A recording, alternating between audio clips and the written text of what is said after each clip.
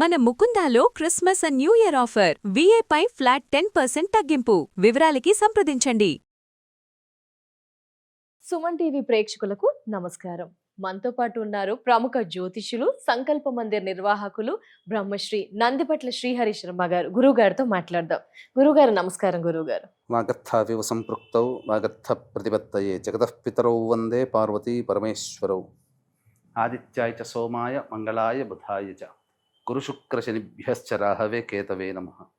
శృంగేరి జగద్గురు పీఠాధిపతులకి, కంచి పీఠాధిపతులకి నమస్కారములు తెలియజేసుకుంటూ కార్యక్రమాన్ని ప్రారంభిద్దాం. గురుగారు, వైకుంఠ ఏకాదశి డిసెంబర్ 30న, మరి ఆ రోజు ప్రాముఖ్యత ఏంటి గురుగారు? ఎలాంటి నియమాలు పాటించాలి? ఆ విధంగానే గురుగారు, ఒక కథ ప్రాచుర్యంలో ఉంది అంటారు కదా గురువుగారు, అంటే వివాహం కాని వారికి ఆ కథ వింటే గనక వివాహం ఖచ్చితంగా జరుగుతుంది, సంతానలేమి సమస్యతో బాధపడే వారికి సంతానం కలుగుతుంది. ఆ కథ ఏంటి గురుగారు? ఆ వివరాలన్నీ తెలియజేస్తారా గురుగారు? తప్పకుండానమ్మా. మనకు ఈ డిసెంబర్ 31వ తారీఖు రోజున పుష్యశుద్ధ ఏకాదశి, దానిని పుత్రద ఏకాదశి అని అంటారు. అలాగే ధనుర్మాసంలో వచ్చే శుద్ధ ఏకాదశికి వైకుంఠ ఏకాదశి అని పేరు. కాబట్టి రెండూ కలిసి వచ్చినటువంటి సందర్భం. ఇందున ఈ పుష్యశుద్ధ ఏకాదశికి ఒక చాలా ప్రాముఖ్యత ఉంది. ఈ రోజున వైకుంఠ ఏకాదశి, ముక్కోటి ఏకాదశి, అలాగే స్వర్గధామము అని అంటారు. ఎందుకనంటే దక్షిణాయనంలో చనిపోయినటువంటి వాళ్ళందరూ కూడాను స్వర్గానికి చేరుకునేటువంటి రోజు ఈ ముక్కోటి ఏకాదశి. ఈ ముక్కోటి ఏకాదశి రోజున స్వర్గద్వారాలు తెరుచుకుంటాయి, అందుకనే దానిని స్వర్గద్వారము అని అన్నారు. ఇక రెండవది, ముక్కోటి ఏకాదశి అని ఎందుకన్నారంటే భూలోకానికి ముర అనేటువంటి రాక్షసుని సంహరించడం కోసం విష్ణుదేవుడు 3 కోట్ల దేవతలతో భూలోకానికి వచ్చినటువంటి రోజు. అంటే 3 కోట్లు అంటే మనం చెప్పుకునే 1, 10, 1000, 1,00,000, 10 లక్షలు, కోటి అలా కాదమ్మా. కోటి అంటే ఒక గణము అని అర్థం. 3 గణములతో భూలోకానికి వచ్చాడు కాబట్టి ఆ గణానికి కోటి అని పేరు. కాబట్టి ముక్కోటి ఏకాదశి అని అర్థం. వైకుంఠ ఏకాదశి అని ఎందుకన్నారంటే ఈ రోజునే వైకుంఠం నుంచి భూలోకానికి అవతరించినటువంటి రోజు కాబట్టి దీనిని వైకుంఠ ఏకాదశి అని అన్నారు. అయితే ఈ యొక్క సంబంధించినటువంటి వైకుంఠ ఏకాదశి రోజున వీక్షించేటువంటి సుమన్ టీవీ ప్రేక్షకులు కూడా మళ్ళీ ఇటువంటి అవకాశం రాజు. ఈ రోజున భరణి నక్షత్రం ఉందమ్మా. భరణి నక్షత్రము మేషరాశిలో ఉంటుంది, కుజునికి సంబంధించినటువంటిది రాశి. అలాగే ఈ యొక్క కుజునికి వారం కూడా మంగళవారం అయింది. ఇది చాలా విశేషం. అందుకనే యమబాధలు తొలగిపోవాలి, అకాల మృత్యువులు తొలగిపోవాలనుకునేటువంటి వాళ్ళు ఈ రోజున విష్ణువుని ప్రార్థించాలి. ఎందుకంటే సమస్త విధమైనటువంటి కోరికలన్నీ నెరవేర్చేది భరణి నక్షత్రం, ఈ యొక్క 27 నక్షత్రాలలో. కాబట్టి ఈ భరణి నక్షత్రానికి అంతటి విశిష్టత ఉంది. కాబట్టి ఈ రోజున చేసేటువంటి పూజ అయినా దానమైనా కోటి రెట్ల ఫలితం వస్తుంది. ముఖ్యంగా ఏకాదశి అంటే అందరికీ గుర్తొచ్చేటువంటిది ఉపవాసం. ఈ రోజున చేసేటువంటి పుణ్య కార్యక్రమం కానీ, ఉపవాసము కానీ, దానము కానీ 3 కోట్ల ఏకాదశులలో చేస్తే ఎంత పుణ్యఫలమో ఈ ఒక్క రోజున చేసినందువల్ల అంతటి పుణ్య ఫలితం అనేటువంటిది మనకు కలుగుతుందని శాస్త్రం. కాబట్టి తెల్లవారుజామున లేచి కాలకృత్యాదులు తీర్చుకొని చక్కగా ఇంట్లో ఆవు నేతితో దీపారాధన చేసి విష్ణు సహస్రనామం అంటే ఎలా చేయాలి? లక్ష్మీ అమ్మవారి ఫోటోతో కూడుకున్నటువంటి విష్ణు చిత్రపటానికి కానీ, విగ్రహానికి కానీ చక్కగా అభిషేకము, అలంకరణ. చిత్రపటానికి అభిషేకం చేయడం, నీళ్లు చల్లితే చాలు. విగ్రహాలకి అభిషేకము చేసి అలంకరణ చేసి అప్పుడు విష్ణు సహస్రనామ పారాయణము, లక్ష్మీ సహస్రనామ పారాయణము జరిపించిన తర్వాత ఆవు పాలు మరియు ఈ రోజున సంబంధించినటువంటి పొంగలి నైవేద్యంగా పెట్టాలి. అంటే అల్లము, మిరియాలు, బియ్యము, పెసలు వీటితో చేసినటువంటి పొంగలి, కట్టె పొంగలి అని అంటారు. ఈ కట్టె పొంగలిని నైవేద్యంగా పెట్టాలి.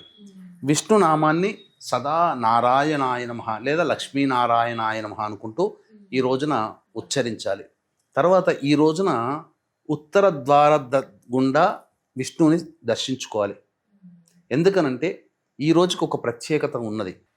ఈ సంబంధించినటువంటి ముక్కోటి ఏకాదశి కదమ్మ, విష్ణువు ఉత్తర ద్వారం గుండా వచ్చాడు కాబట్టి ఈ రోజున దర్శించుకుంటే, విష్ణువుని ఉత్తర ద్వారం గుండా దర్శించుకుంటే విష్ణువు సకల శోభాయమానంగా ఉంటాడు, అన్ని విధాలుగా మనకు అనుగ్రహాన్ని కలిగిస్తాడు. ఈ సంతోషంగా ఉండేటువంటి రోజు కాబట్టి ఇది అన్ని సంబంధించి తిరుపతికే వెళ్ళాలని లేదు.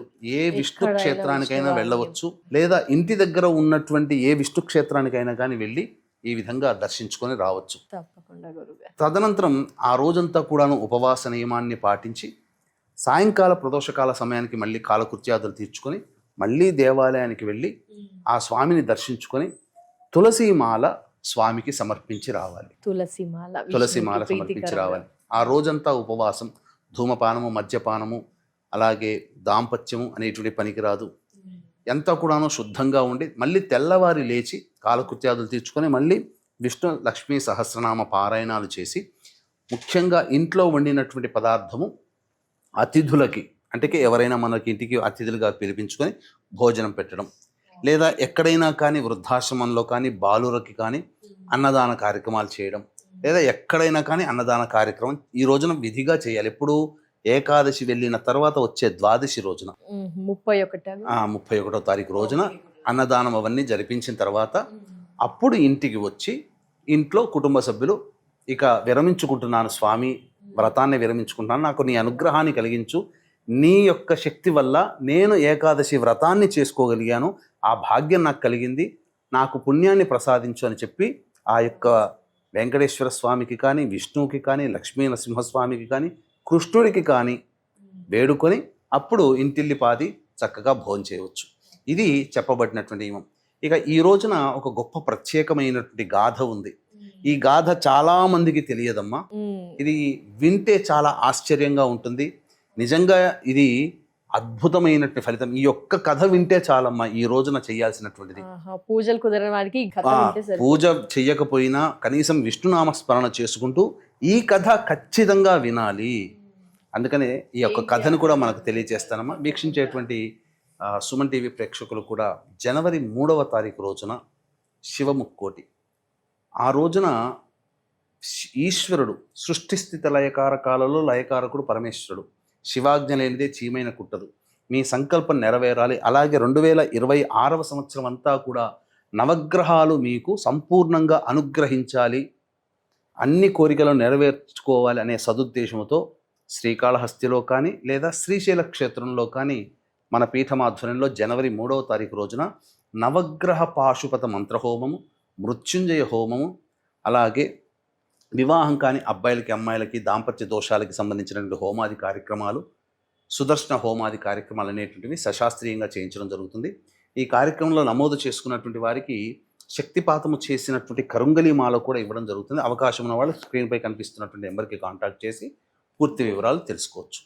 ఇక గాథ తెలియచేస్తానమ్మా. అంటే పూర్వము ఋతువాక్కు అనేటువంటి మహాముని ఉండేవాడు.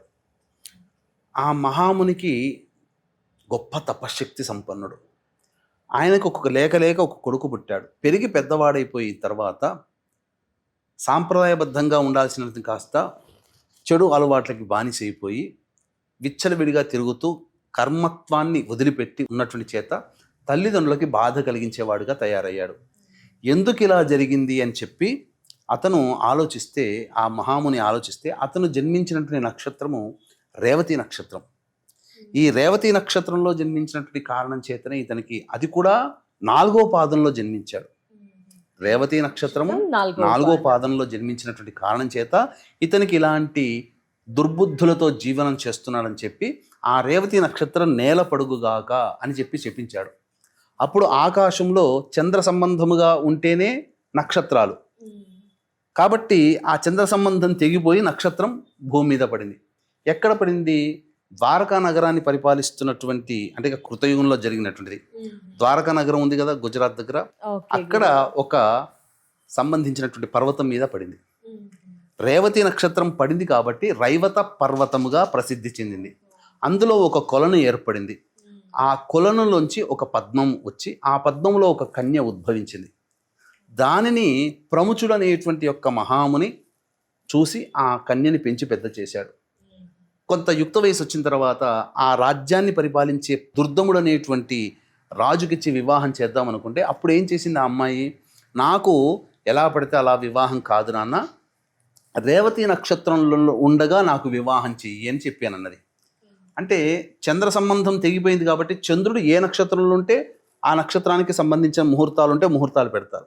రేవతి నక్షత్రం చంద్ర సంబంధం లేదు కాబట్టి రేవతి నక్షత్రం ఉండదమ్మా అని అంటే అప్పుడు తర్జనలు భర్జనలు జరిగిన తర్వాత నేనే రేవతి నక్షత్రాన్ని అని చెప్పిన తర్వాత అప్పుడు ఆలోచించి తన తపశ్శక్తితే మళ్ళీ ఆకాశానికి పంపించి చంద్ర సంయోగం ఏర్పరిచాడు రేవతి నక్షత్రానికి. ఏర్పరిచినప్పుడు అప్పుడు ఆ యొక్క దుర్దములనే రాజుకిచ్చి వివాహం చేశాడు. ఆ యొక్క రేవతికి దుర్దముడు అనేటువంటి రాజుకి పుట్టినటువంటి వాడు రైవతుడు.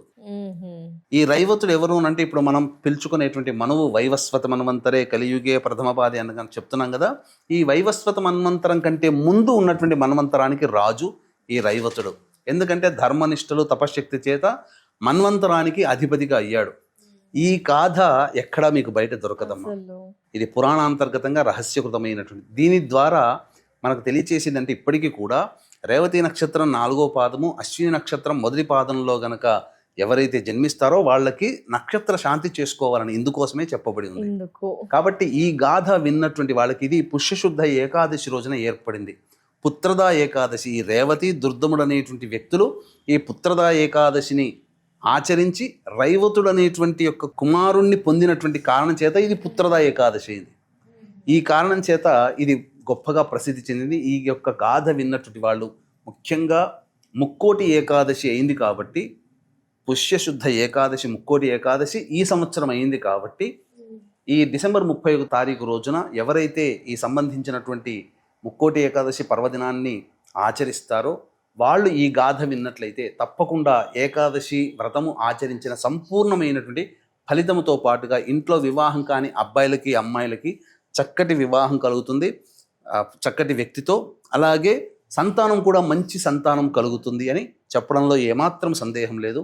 అలాగే జనవరి 3వ తారీఖు శివముక్కోటి కాబట్టి అది చాలా అరుదుగా పుష్యమాసము పౌర్ణమి తిథి రోజున వస్తుంది. శ్రీశైలంలో కానీ కాళహస్తిలో కానీ మన పీఠం ఆధ్వర్యంలో జరిగేటువంటి కార్యక్రమంలో నమోదు చేసుకుంటే తప్పకుండా సర్వగ్రహ దోష నివారణ 2026 సంవత్సరానికి కలుగుతుంది. అవకాశం ఉన్న వాళ్ళు స్క్రీన్పై కనిపిస్తున్న నెంబర్కి కాంటాక్ట్ చేసి వివరాలు తెలుసుకోవచ్చు. ఈ యొక్క గాథని అందరూ కూడా మీ యొక్క హితులకి సన్నిహితులకి బంధువులకి తెలియచేసి ఏకాదశి వ్రతం యొక్క పుణ్య ఫలితాన్ని పొందినట్లయితే తప్పకుండా వారు పొందిన పుణ్యంలో కూడా మీకు కొంత భాగం కలుగుతుందని చెప్పవచ్చు. ధన్యవాదాలు గురువు గారు. వైకుంఠ ఏకాదశి పూర్తి వివరణ అలాగే ఎంతో అద్భుతమైన కథను మాకు వివరించినందుకు చాలా ధన్యవాదాలు గురువు గారు. నమస్కారం. సర్వం శ్రీ ఉమామహేశ్వర పరబ్రహ్మార్పణమస్తు.